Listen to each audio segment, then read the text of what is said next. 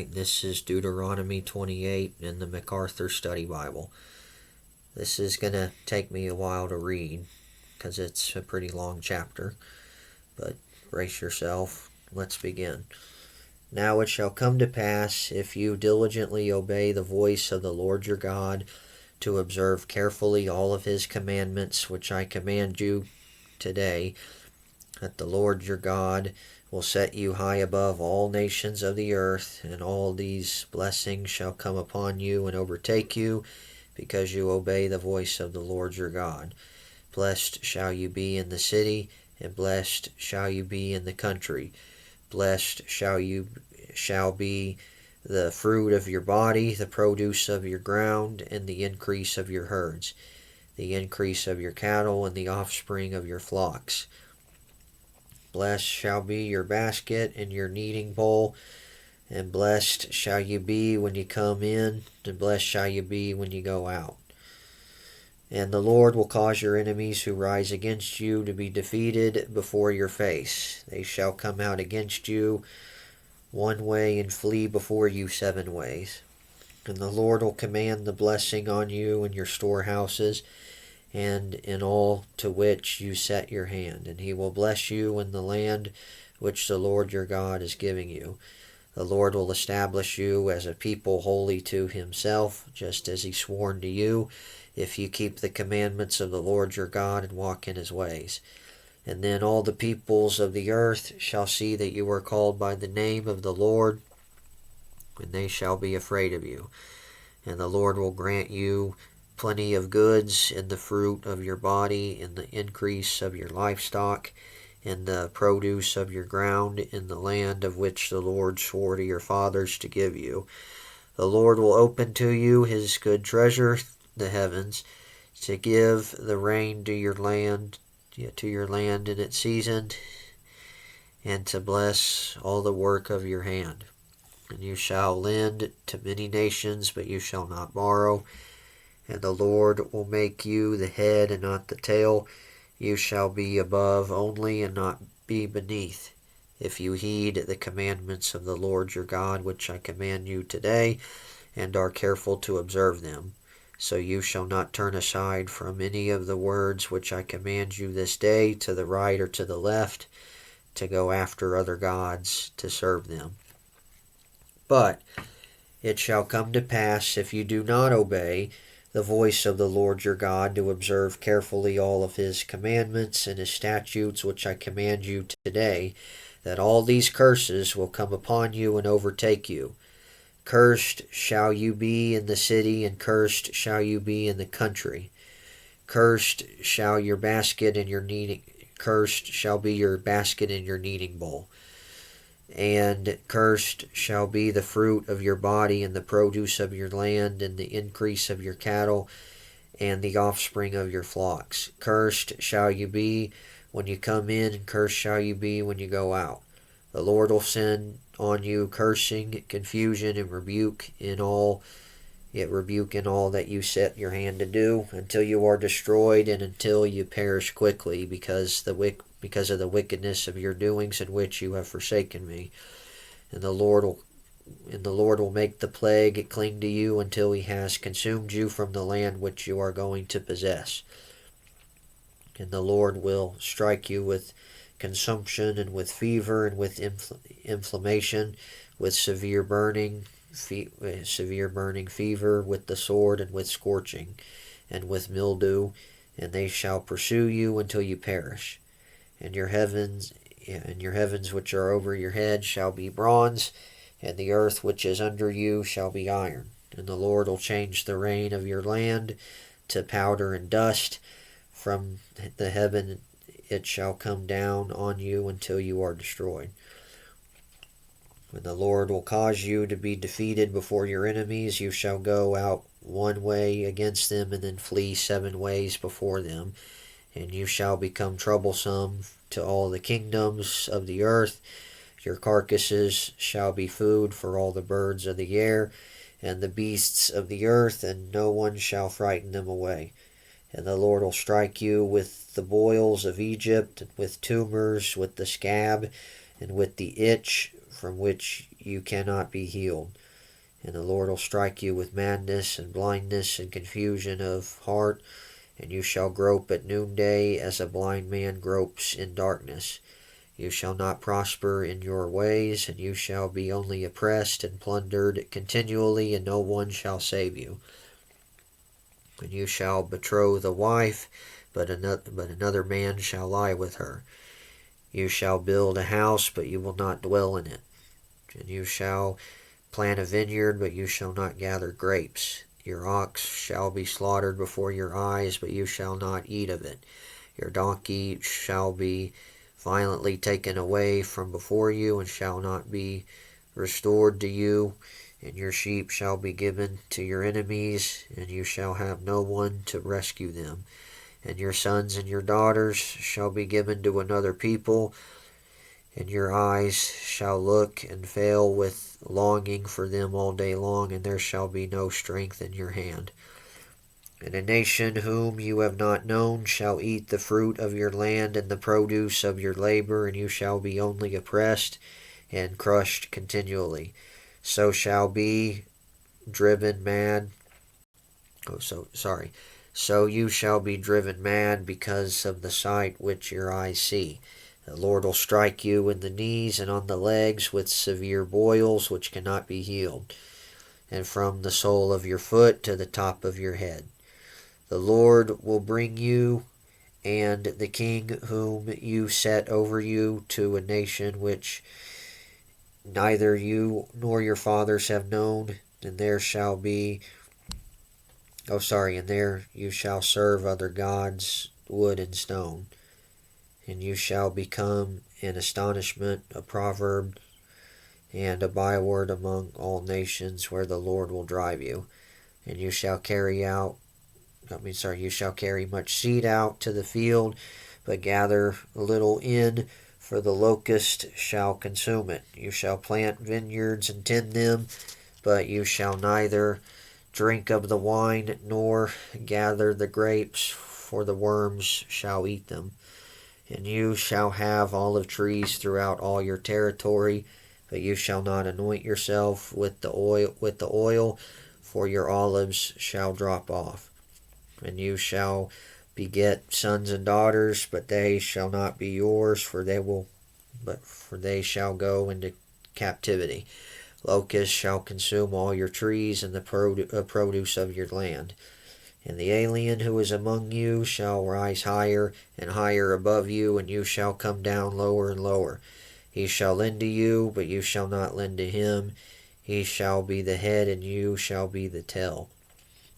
Moreover, all these curses shall come upon you and pursue you and overtake you until you are destroyed, because you did not obey the voice of the Lord your God to keep his commandments and his statutes which he had commanded you. And they shall be upon you for a sign and wonder, and on your descendants forever, because you did not serve the Lord your God with joy and gladness of heart for the abundance of everything.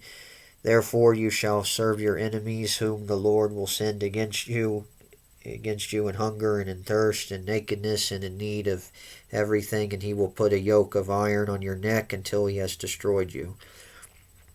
And the Lord will bring a nation against you from afar, from the end of the earth, as swift as the eagle flies, a nation whose language you will not understand, a nation of fierce countenance, which does not respect the elderly nor show favor to the young.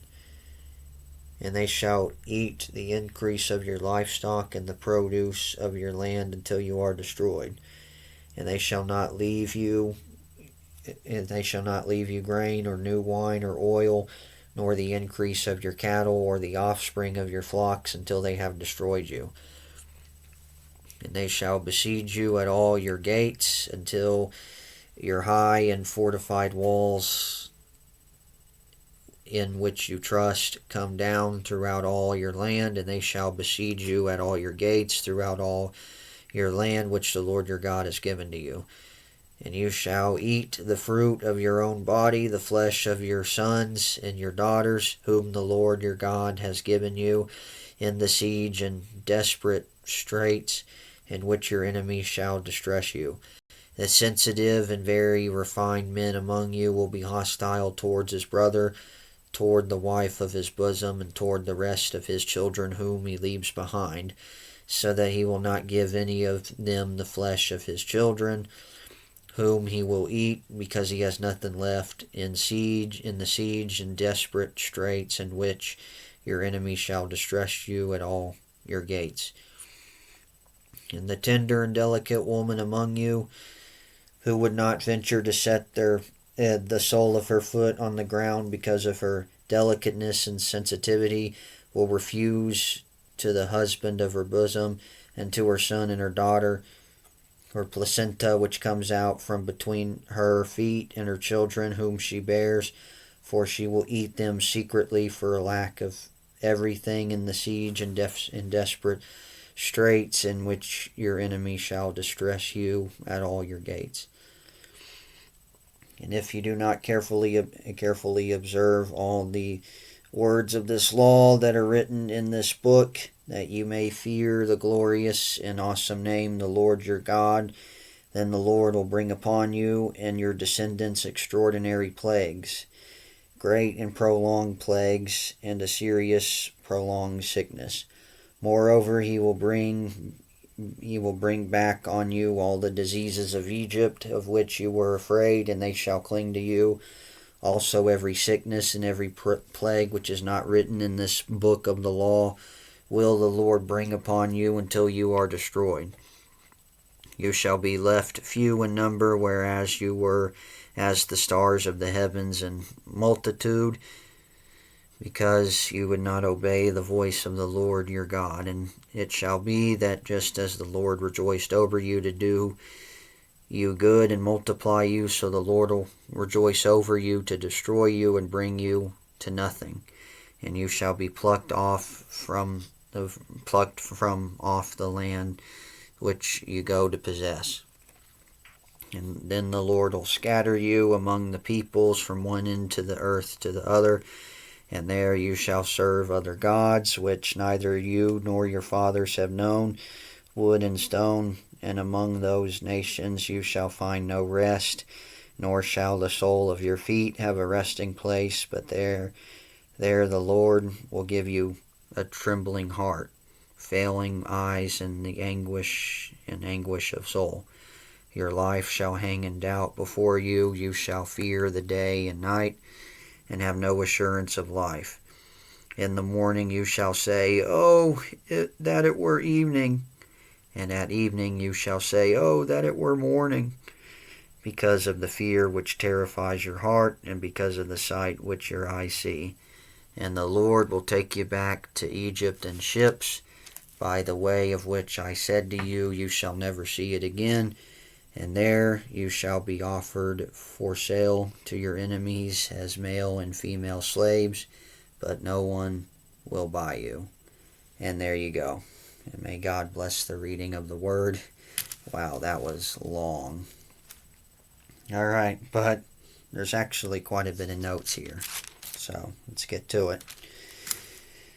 Okay, so that was 68 verses, by the way. So yeah, very, very long. Longest chapter in this whole book. Alright, so in his responsibility as leader and mediator, Moses had previously told the people the promise of God's blessing and the warning that they should not turn to other gods when the covenant was given at Sinai in Exodus 23. After their rebellion against that covenant, Moses warned them in Leviticus 26 of the divine judgment that would come if they disobeyed. Here Moses gives an exhortation based upon the blessings and the curses of the covenant. Leviticus 26. The blessings and the curses in this chapter follow the same structure. First, Moses clearly explained that the quality of Israel's future experience would depend. It would come on the basis of obedience or disobedience to God. Second, the actual blessings and the curses were succinctly stated. Third, Moses gave a sermonic elaboration of the basic blessings and curses. Just as the curses were given more prominence in the ceremony of chapter 27, 11 through 26, started with 12 curses in the final part of the previous chapter. So the curses incurred by disobedience to the covenant were much more fully developed here. And the perspective of Moses was that Israel would not prove faithful to the covenant, and so would not enjoy the blessings of the covenant, and therefore the curses received a lot more attention. And in the next video, Lord willing, Prager's going to give his reason for why you have more curses than blessings. But I'm not going to say it. Stay tuned. Okay. Yep, so the first 14 verses here were the blessings. Yep. And then there's some scriptural references for some of these blessings being fulfilled. Joshua 21:45 and 23:14 through 15, and 1 Kings 8:56. Some references to these blessings being fulfilled. Alright, well, let's go through some of these here. So if you diligently obey the Lord, you're going to get blessed. So diligently obey stressed the need for complete obedience on the part of Israel. The people could not legally or personally merit God's goodness and blessing, but their constant desire to obey, worship, and maintain a right relationship with Him was evidence of their true faith and love for Him. And it was also evidence of God's gracious work in their hearts. And same thing in the life of a Christian. Those who really love God and know Him are going to be obedient to His commands. Even though we're not going to do it perfectly, but you grow in obedience, you bear fruit in keeping with repentance. And Jesus said, if you love me, you'll keep my commandments. And if they obeyed God, if Israel obeyed the Lord, the ultimate blessing would be given in the form of preeminence above all the nations of the world. They would be higher than all the nations. They would be the top dog if they were obedient. And the indispensable condition for obedience, for obtaining this blessing was salvation, resulting in obedience to the Lord in the form of keeping His commandments. And this blessing will ultimately come to pass in the millennial kingdom, particularly designed to exalt Israel's king, the Messiah, and his nation. And you can check out Zechariah 13 through 14 on this, and also Romans 25 through 27. Where all of Israel will be saved, and you'll have the new Jerusalem and the new Israel, where righteousness will reign and Jesus will reign on high. So the ultimate fulfillment of this blessing, where Israel will be high above all the nations. In the final kingdom, where Jesus will be king.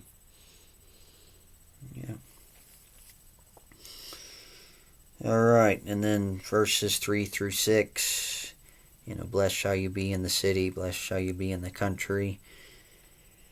And then, blessed shall your, produce be, and the fruit of your body, and cattle, offspring of flocks, basket in your kneading bowl, and when you come in and when you go out.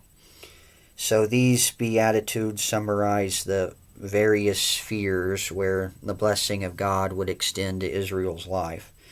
God's favor is also intended to permeate all their endeavors, as emphasized further in the expanded summary in verses 7 through 14, on the condition of obedience. They will know victory, prosperity, purity, respect, abundance, and dominance. Comprehensive blessing. So basically all their everyday endeavors, what they basically are doing, if they are obedient as a nation, God is going to bless their doing. Their work, their family, their everyday life, I guess. And they'll be victorious in battle. Their enemies will flee away from them. So if they're obedient, So, all right. Well, what about the be blessed if you're coming in and going out? This is just an idiomatic way of referring to the normal, everyday activities of life. So their everyday activities would be blessed. And this is a fitting conclusion to the blessings and curses. It sums up everything. So if they were obedient, then everything that they do would be blessed. If they were not, everything that they do would be cursed. All right. And then verse 10, all the peoples of the earth shall see that you are called by the name of the Lord, and they shall be afraid of you. If you are blessed. So Israel's obedience and blessing would cause all the people of the earth to fear Israel because they were clearly the people of God. And this was God's intention for them all along, to be a witness to the nations of the one true and living God, and to draw the Gentiles out of idol worship. And they will be that witness nation in the last days and in the kingdom. And even Christians are called to a similar thing. We are to show the world Jesus Christ and to point people to Christ with our preaching and with our living. They will know you are Christians by your love and even by obedience. All right. And then the Lord will make you the head and not the tail. So this means that Israel was to be the leader over the other nations, the head, and not to be in subjection to any other nation, the tail. All right. So don't turn away. Don't serve other gods. That was the final part of the blessings. And then now we get to the curses. All right. So 15 through 68. The curses are outlined as God warned his people of the price of the absence of love for him and disobedience. So, if you don't obey the voice of God, all these curses are going to come upon you and overtake you. There's a reference to Joshua 23, 15 through 16. And then verses 16 and through 19, cursed shall you be in the city, and then cursed shall your kneading bowl be. And your basket and the fruit of your body, produce, cattle, and cursed shall you be when you go in and when come in and when you go out. So those are parallels to the blessings in verses 3 through 6. So everything would be cursed if you were disobedient. And the Lord is going to send you cursing, confusion, rebuke, and all that you set your hand to do until you are destroyed, and you perish quickly. So Moses was aware that the Israelites were apt to be unfaithful to God. As you see in Exodus and Numbers. In Numbers, they're constantly complaining against God and Moses, and so God is judging them for their sins. And they turned to idolatry with the golden calf incident, and then even in Numbers 25, they worship Baal. So they have a history of being disobedient.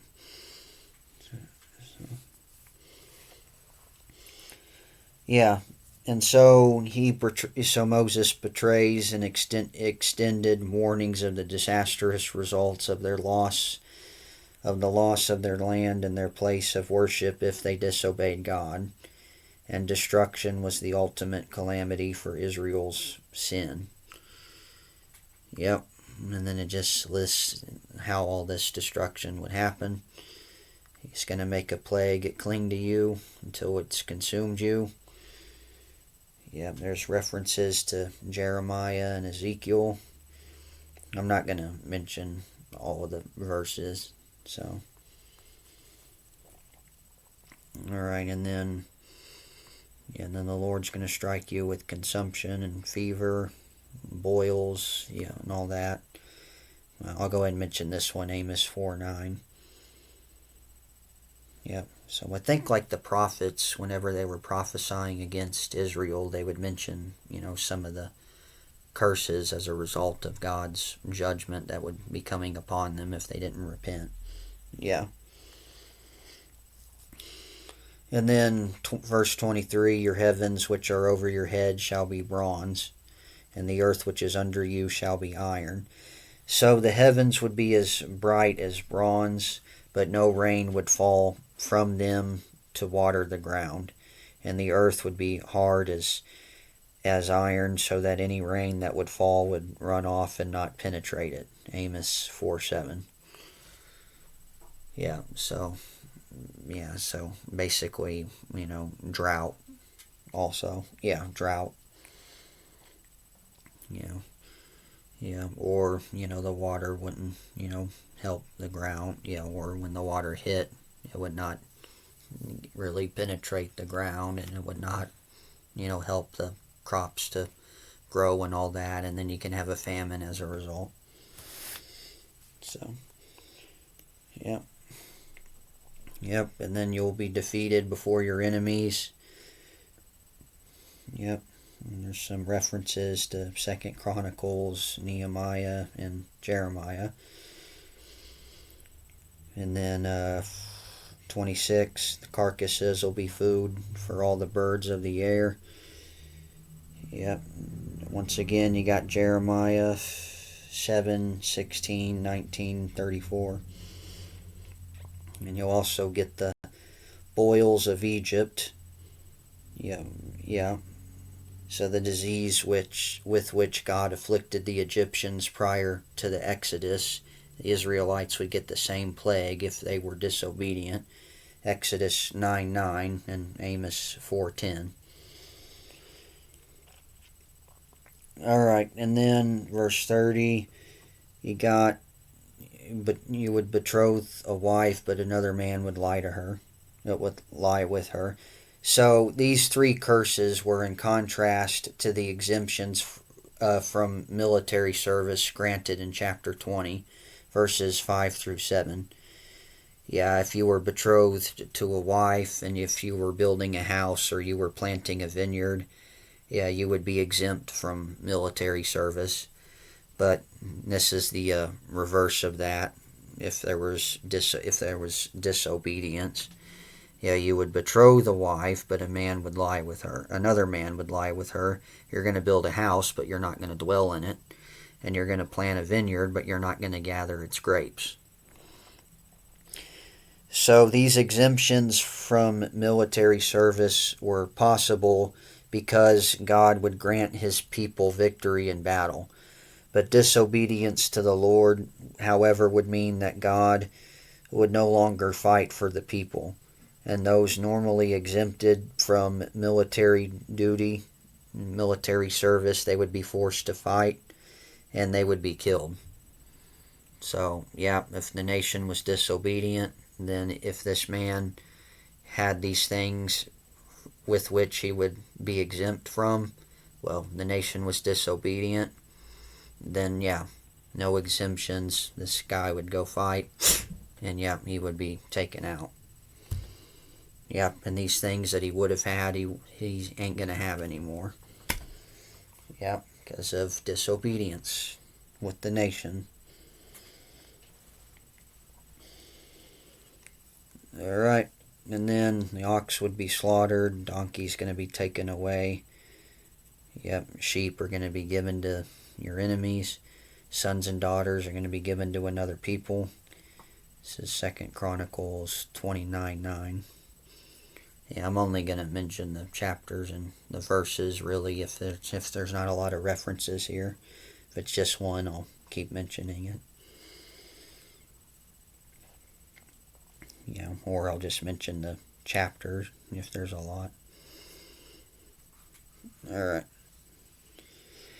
And then, and then you would have the Lord striking you in the knees and on the legs with severe boils which cannot be healed. So diseases of skin would afflict the people cursed by God. So the disease mentioned here is like that from which Job suffered in Job chapter 2, even though he was not disobedient. It's just God was testing Job's faith by allowing that to happen. So, but it would come on the Israelites here if they were disobedient, unlike Job. So, alright, but then the Lord will bring you and the king whom you set over you to a nation which neither you nor your fathers have known. So though they had no king at this time of entering into the land, Moses anticipated that Israel would have a future king over them when the curse came. A future king of Israel who would be taken with them into exile. Yep. And they would be taken to a nation which they neither would know or their fathers wouldn't have known. They would be taken captive to a nation other than Egypt, where they had recently been in bondage. The future nation would be primarily steeped in idolatry. 2 Kings 17, Jeremiah 16. Well, they would be taken away to Assyria and then Babylon. Well, the northern kingdom of Israel would be taken by Assyria, and then the south, Judah, would be taken into Babylon. Which were idolatrous. And you're going to become an astonishment and a proverb, to all in a byword to all the other nations. Jeremiah talks about this. Jeremiah 19 and 25 and 29.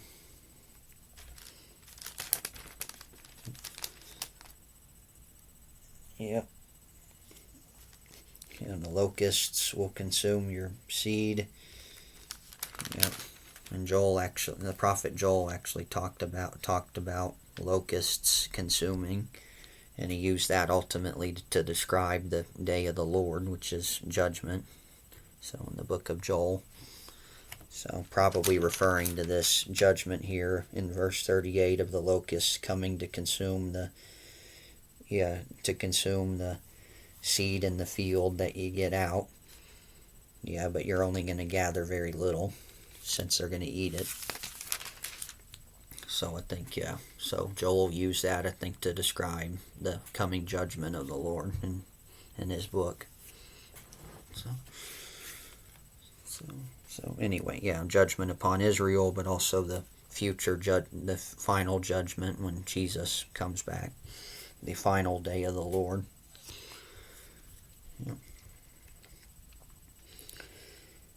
Yep. And just the suffering of their agriculture if they're not obedient. Not going to be able to eat the vineyard. Worms are going to eat, the grapes. Locusts will eat the seeds, the harvest. And olives are going to drop off. You're not going to be able to anoint them with oil. Isaiah 5, Joel 1, Micah 6. And then also verse 46. 43.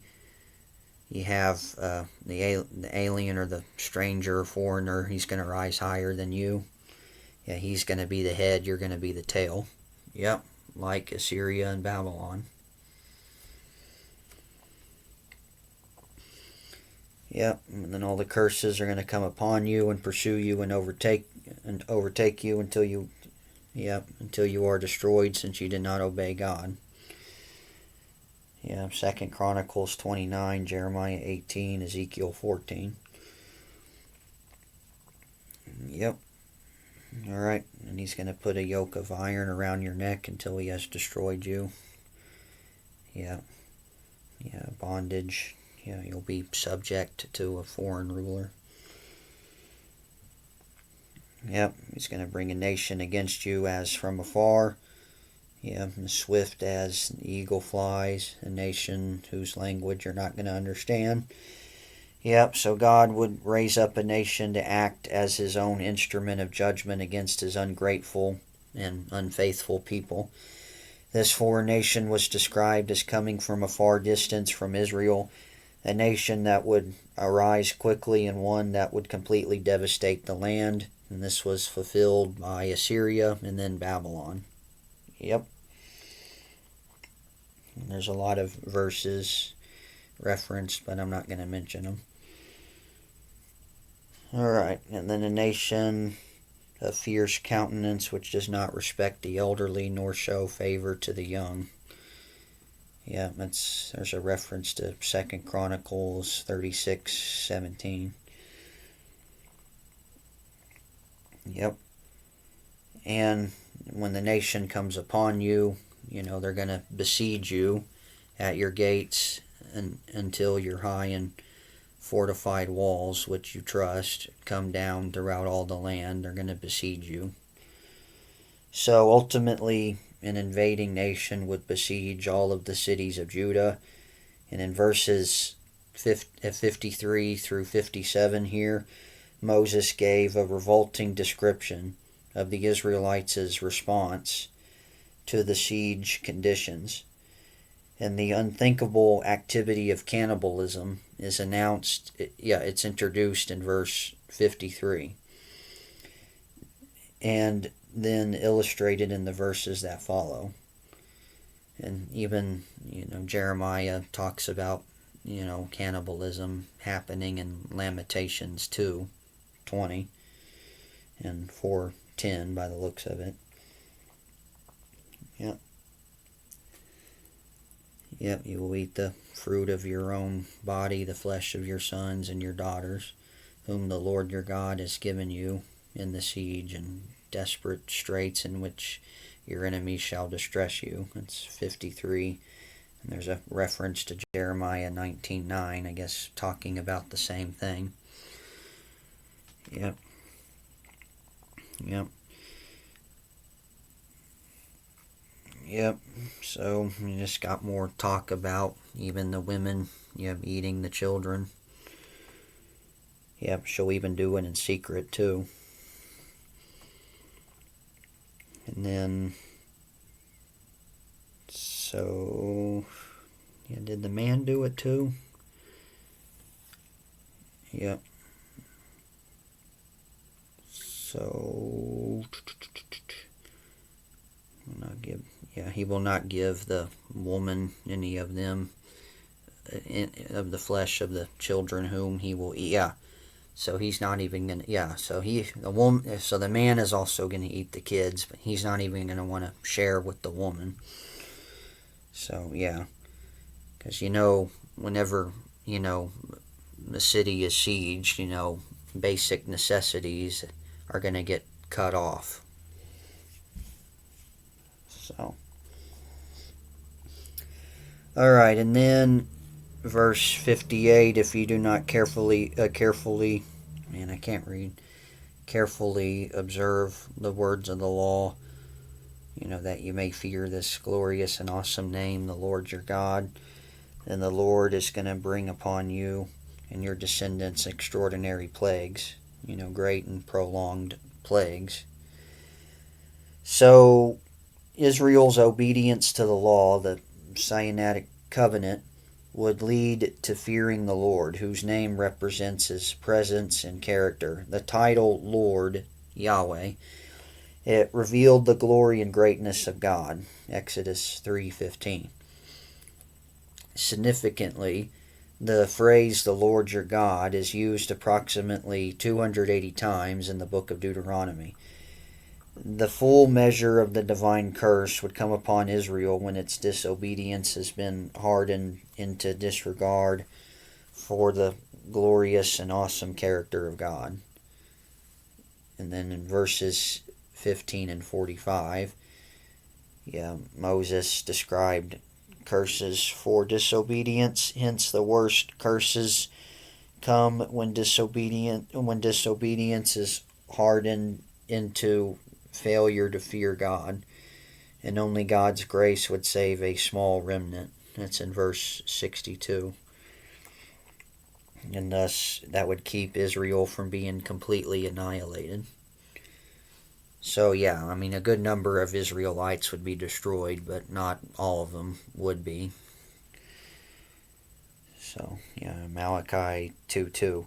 So, in contrast to the promise made to Abraham in Genesis 15:5, the physical seed of Abraham under God's curse would be reduced. Just as God had multiplied the seed of the patriarchs in Egypt in Exodus 1:7. Yeah, because, the promise was, they would be as numerous as the stars in heaven. Yeah, but that would not happen if they were disobedient. The number of them would be greatly reduced. So he would decimate their numbers to make them as nothing until his restoration of the nation in a future day. Yep. And when the Lord rejoiced over you to multiply you, he's also going to rejoice over you to destroy you and bring you to nothing. What? Wait, God takes joy in judging? Yeah, because he gets the glory even whenever he judges sinners. Yeah, and even on the day of judgment when he judges sinners, he's going to get the glory in heaven for it. Yeah. So, yeah. Now he's not like reveling in that. It's just because he's a good God, and since he's good, he has to punish what is, not good, because it's who he is. And he still gets the glory even with that.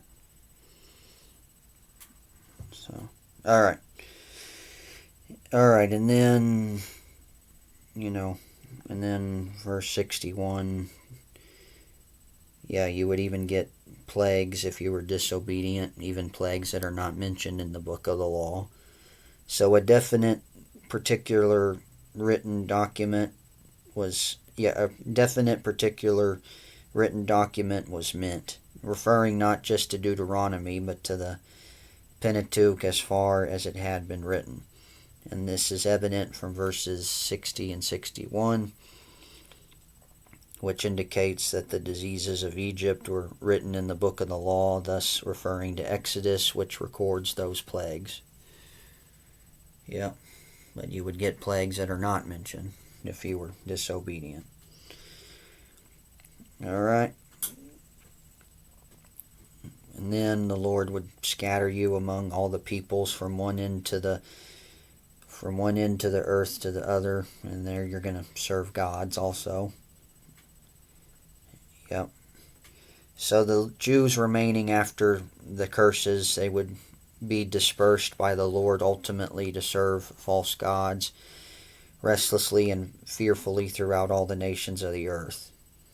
Yep. Nehemiah 1, Jeremiah 30, Ezekiel 11.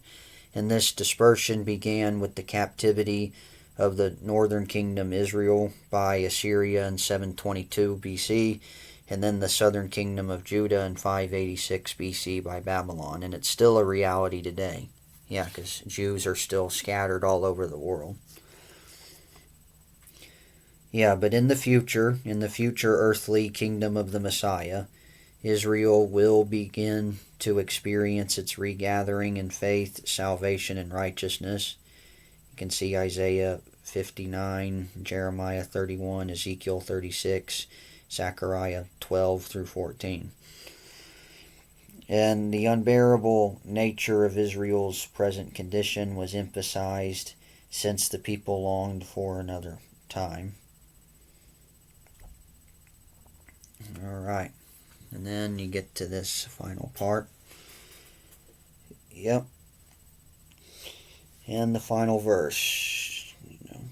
Israel would be so abandoned by God that she would not even be able to sell herself into slavery. The curse of God would bring Israel into a seemingly hopeless condition. Hosea 8:13 and 9:3. The specific mention of Egypt could be symbolic for any lands where the Jews had been taken into bondage or sold as slaves. But this is true that after the destruction of Jerusalem in 70 AD by the Romans, which was a judgment on the apostasy of Israel and their rejection and execution of the Messiah, this prophecy was actually fulfilled. The Roman general Titus, who conquered Jerusalem and Israel, sent 17,000 adult Jews to Egypt to perform hard labor there, and had those who were under 17 years publicly sold. And under the emperor Hadrian, countless Jews were sold and suffered much bondage and cruelty. Since they rejected Jesus. And that's the ultimate curse, by the way. You die in your sins and you reject Jesus, you will get the ultimate curse, God's judgment and wrath and hell, which we all deserve. But that can only be avoided. If you repent of your sins and you put your faith and trust in Jesus Christ. So hopefully you've done that, and I pray that you have, and that you'll do it today if you haven't, because you never know, because today's the day of salvation. Alright, well, that's the end of that, and Lord willing, I'll see what Prager has to say next time. And God bless you, and may the grace and mercy of Jesus Christ be with you all.